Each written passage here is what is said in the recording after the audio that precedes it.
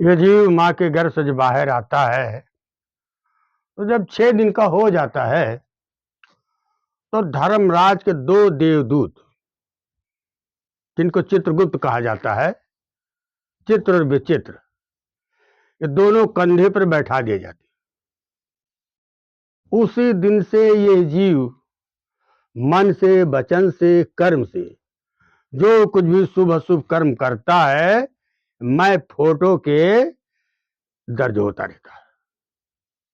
मैं फोटो के तुम्हारे हर एक किए गए कर्म को ये नोट करते रहते हैं। अब यहां तुम आजाद हो, मनुष्य योनि कर्म योनि है, और 84 लाख योनियां जो भोग योनि, उसमें केवल जीव कर्मों का भोग करता है। जो पिछले मनुष्य शरीर में जो अच्छा बुरा शुभ अशुभ कर्म किया था, वही केवल 84 लाख योनियों में जीव भोगता है, बस। उसे कर्म करने का अधिकार नहीं होता। ये तो मनुष्य शरीर ऐसा है कि इसमें जीव भोगता भी है और कर्म भी करता है। तो इस तरह से अब तुमको मनुष्य शरीर मिला है।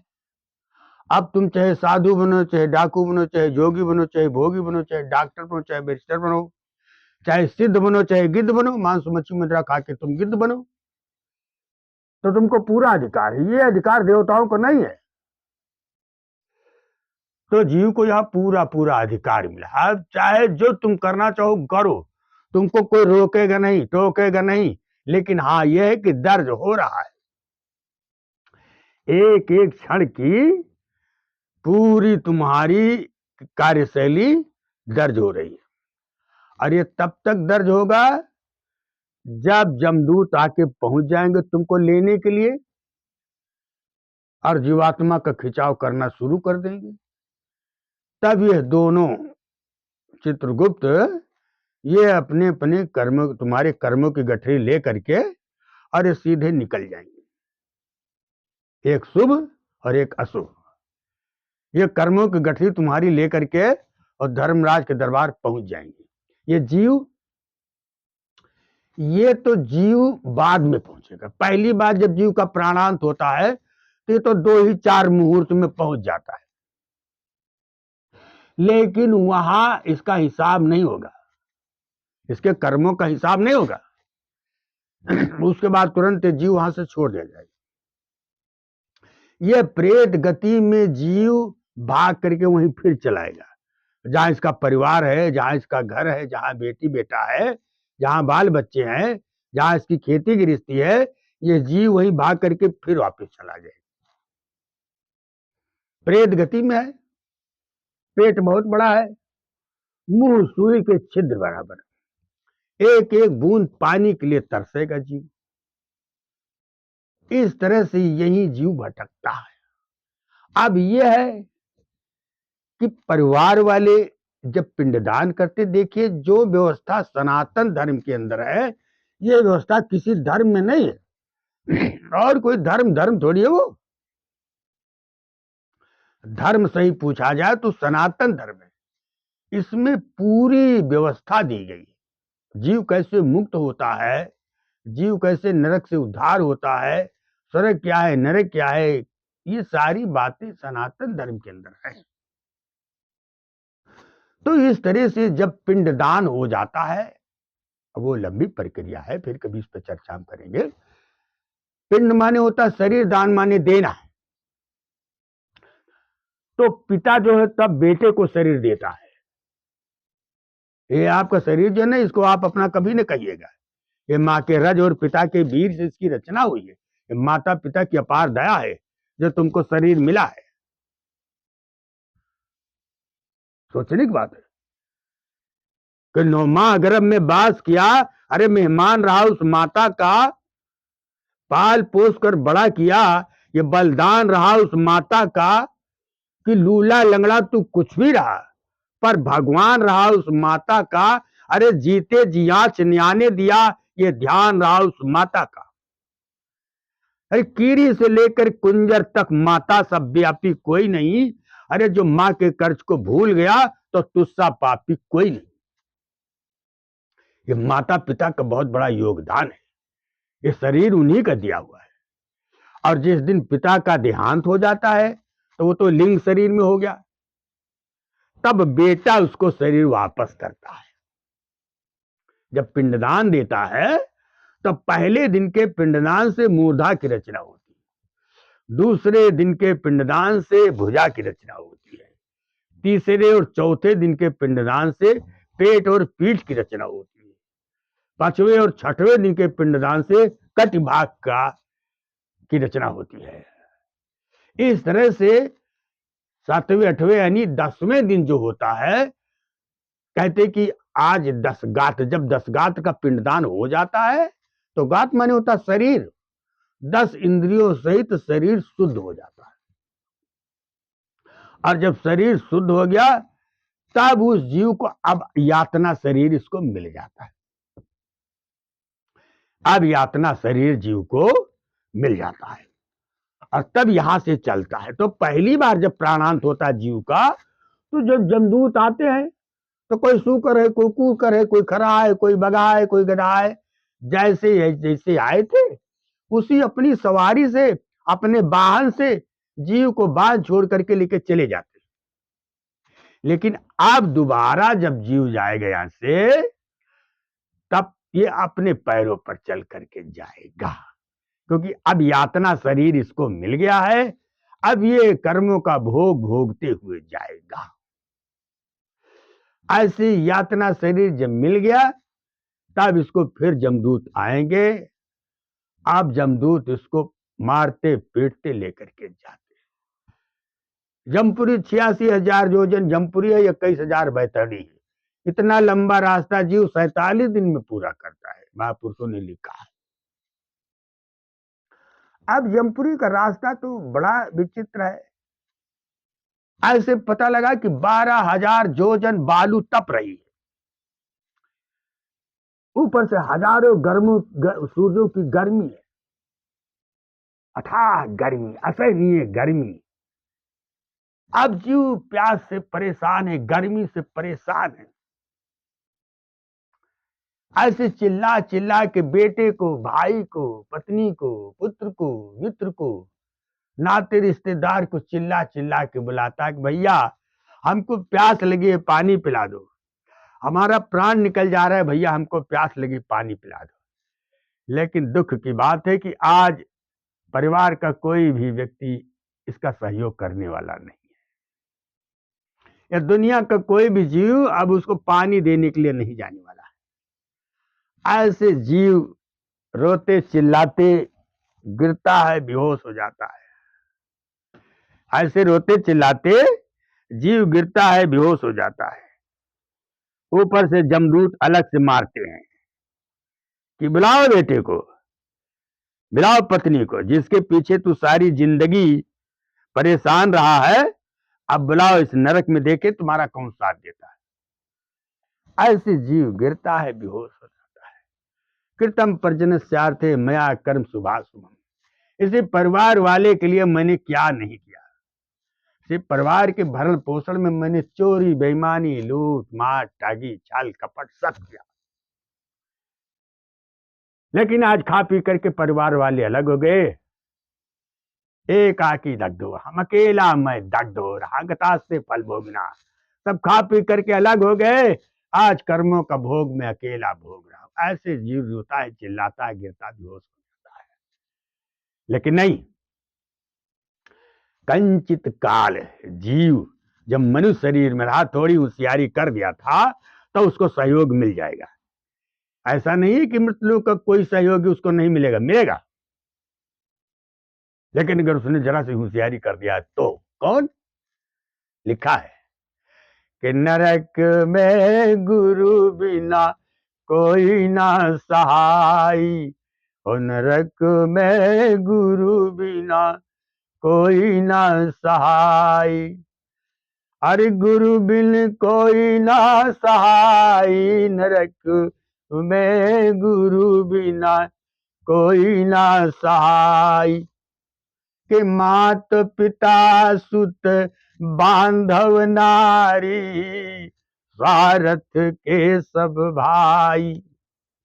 हे मात पिता सुत बांधव नारी, स्वार्थ के सब भाई, परमारथ का बंधु जगत में सतगुरु होत सहाई, नरक में गुरु बिना कोई ना सहाय। अगर जीव ने गुरु की शरण ग्रहण कर लिया है, सुबह शाम उठते बैठते गुरु का चिंतन करता है, एक परिवार का सदस्य उसको मानने लगा, अपना इष्ट, अपना देवता, अपना परम आराध्य, अपना परम प्रियतम उसको मानने लगा, तो ऐसा नहीं है। जैसे ही गुरु को याद करेगा, तुरंत गुरु सामने खड़ा मिलेगा और नरक की यातना खत्म हो जाएगी। वो तो लिखा है, गुरु स्वयं साथ लेकर के जाता है। तो ये एक जीव ऐसा है, गुरु, ये जीव नरक में जीव के सामने खड़ा हो जाता है। जैसे तैसे जीव पहुंचा जमपुरी, पहुंचा, ऐसे हाथ पैर बंधाए किनारे खड़ा होता है।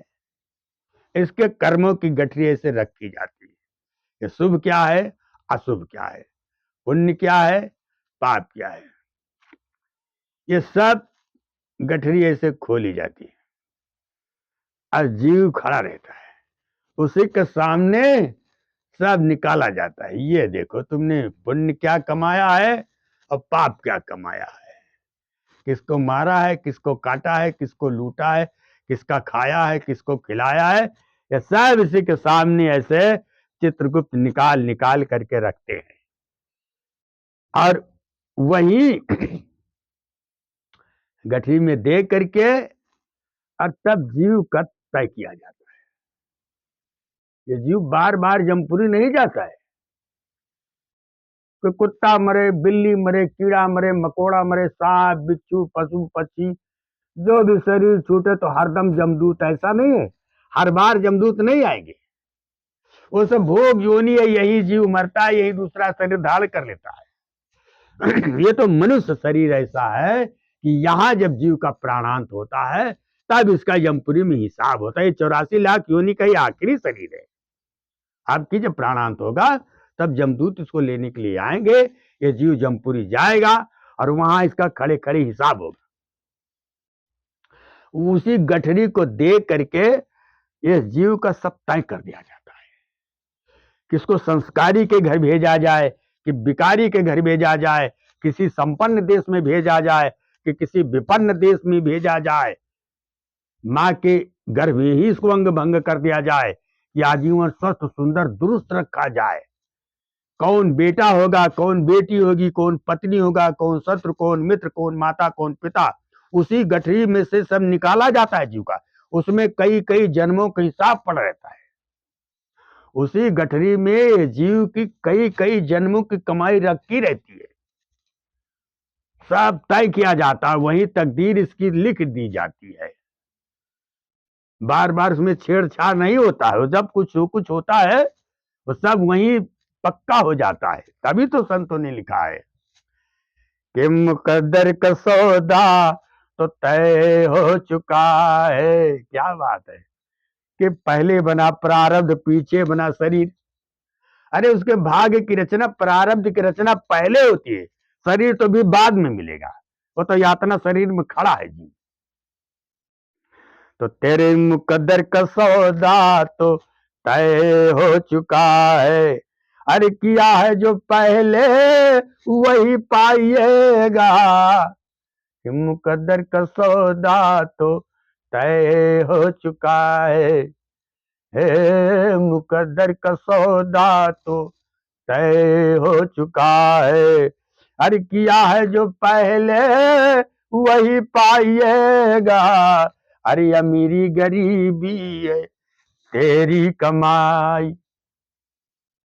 वो कोई जबरदस्ती तुम्हारी खोपड़ी पे थोड़ी थोपेगा, वो तुम्हारे कर्मों की खेती खोली गई है।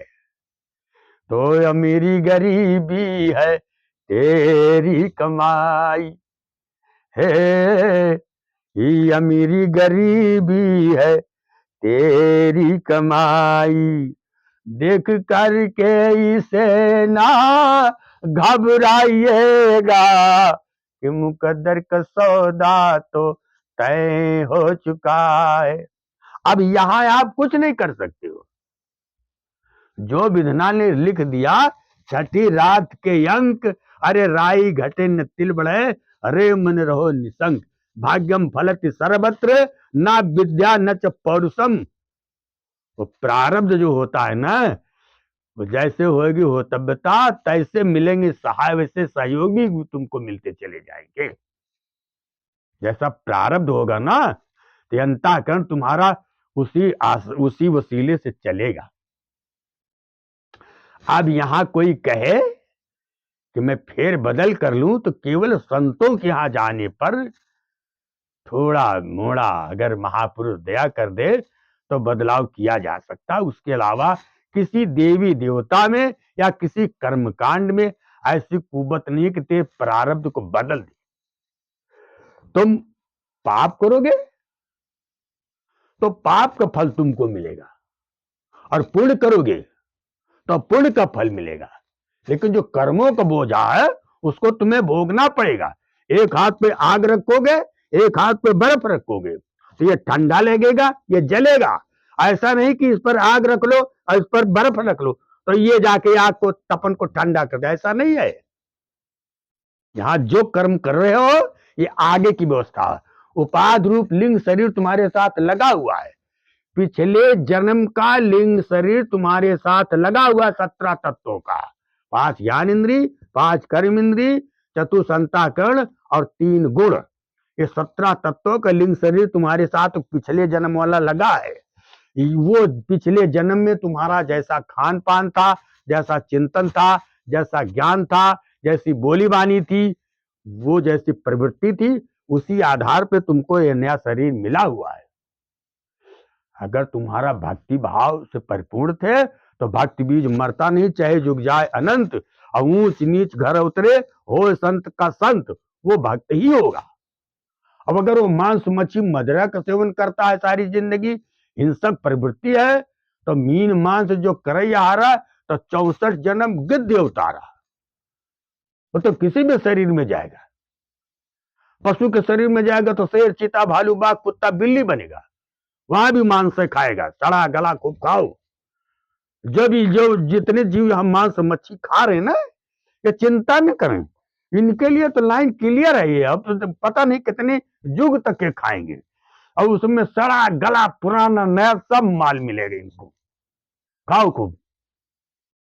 और जो भक्ति कर रहा है, जो भजन कर रहा है, भगवान का चिंतन कर रहा है, पूजन कर रहा है, तो भक्ति बीज मरता नहीं, चाहे जुग जाए अनंत, और ऊंच नीच घर उतरे और हो संत का संत, वो सदुवय होगा चाहे किसी कौमियत में चला जाए।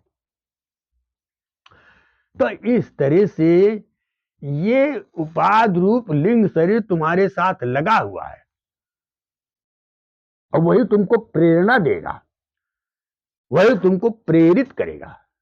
जैसा प्रारब्ध होगा वो लिंग शरीर वैसे तुमको प्रेरित करेगा।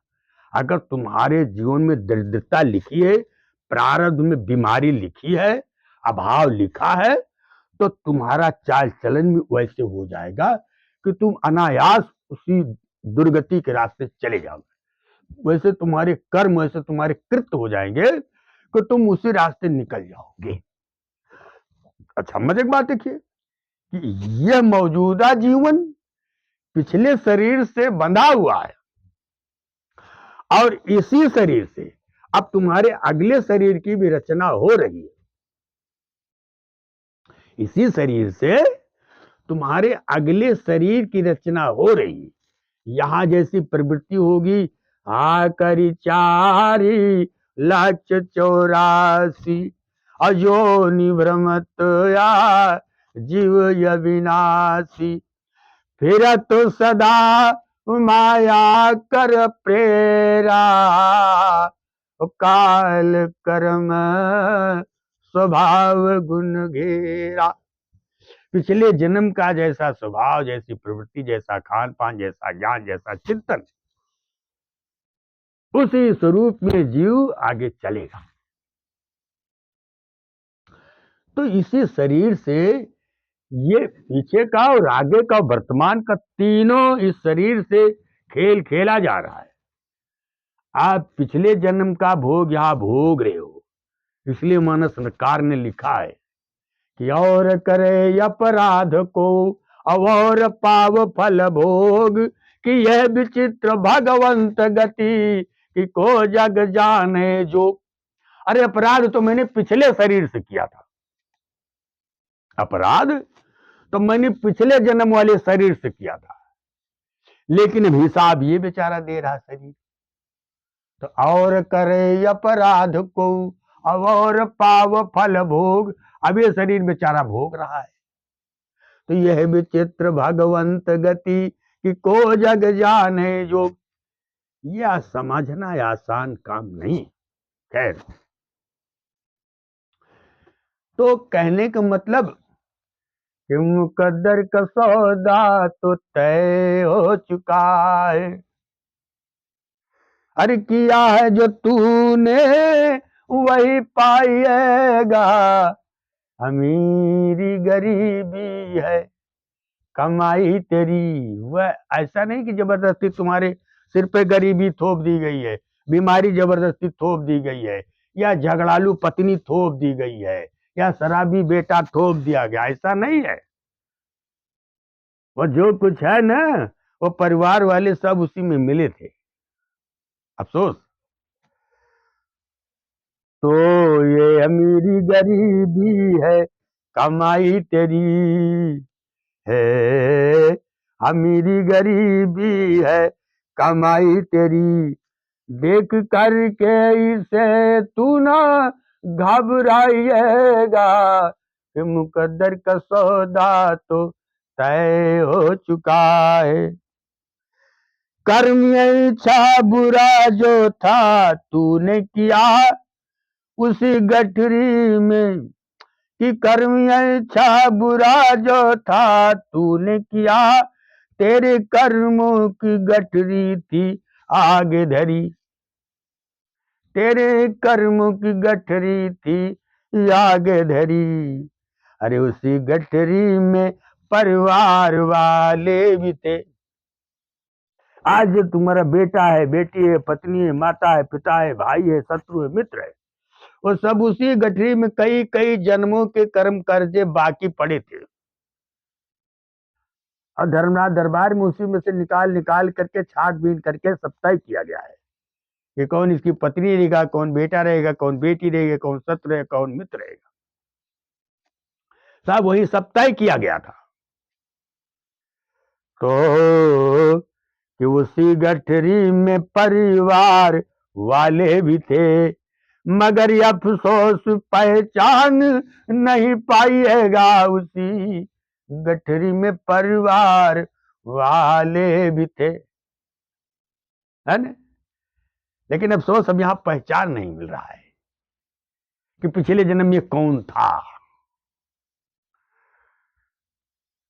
तो मुकद्दर तेरा है, मुकद्दर का सौदा तय हो चुका है, किया है जो तूने वही पाइएगा, ये अमीरी गरीबी, कि कोई भरता यहाँ कोई भराता यहाँ। ये परिवार है ना, इसमें कोई कर्जा भरने आया है और कोई कर्जा भराने आया है।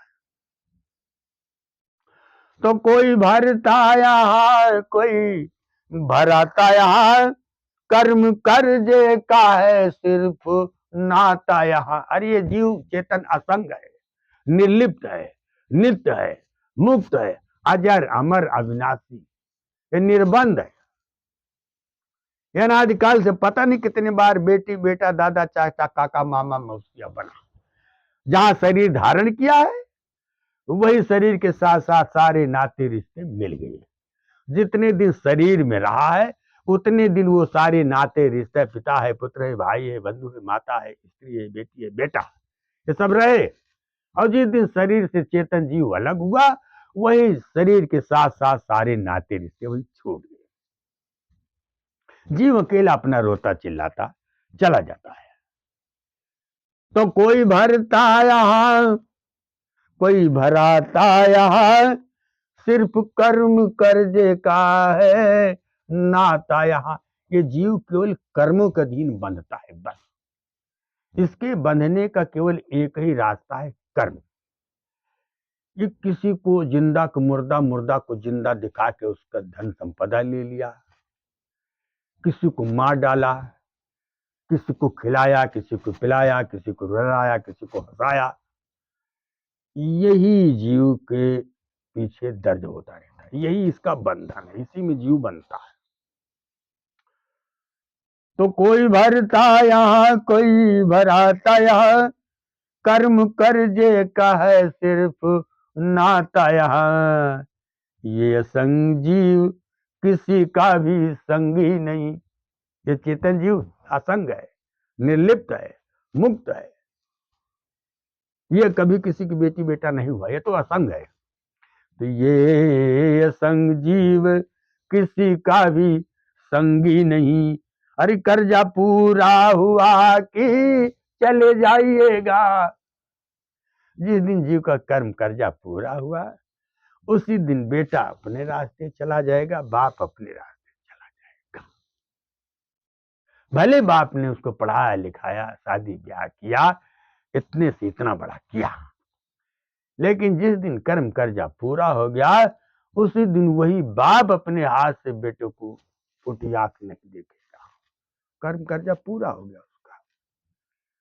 कर्म कदर का सौदा तो तय हो चुका है, तेरे मुकद्दर का सौदा तो तय हो चुका है। अरे किया है जो प्यार है वही पाइएगा। तो इस तरह से जीव खड़े खड़े उसका सब तय हो जाता है, और तय होने के बाद तब बड़े बड़े 28 किस्म के नरक हैं, जीव को ले जाके नरक में डाल दिया। अब अपना नरकों में भोग किया, जुगो जुगो तो कलप कलप भरी एक एक नरकों में भोग किया। इसके बाद फिर यही 84 लाख योनियों में जीव चला आया, यहां भी अपना कर्म कर्जा भरता ही भरता है। तो ये एक छोटी चर्चा आप लोगों के सामने मैंने व्यक्त किया, और अच्छा लगेगा तो लाइक शेयर सब्सक्राइब करिएगा। और आप सब्सक्राइब कर देंगे तो हमारा आपका संबंध जुड़ जाएगा। तो मैं हमेशा हमेशा के लिए आपसे मैं जुड़ता रहूंगा। इस चैनल पर ऐसे आपको आध्यात्मिक चर्चाएं मिलती रहेंगी। जय श्री सीताराम।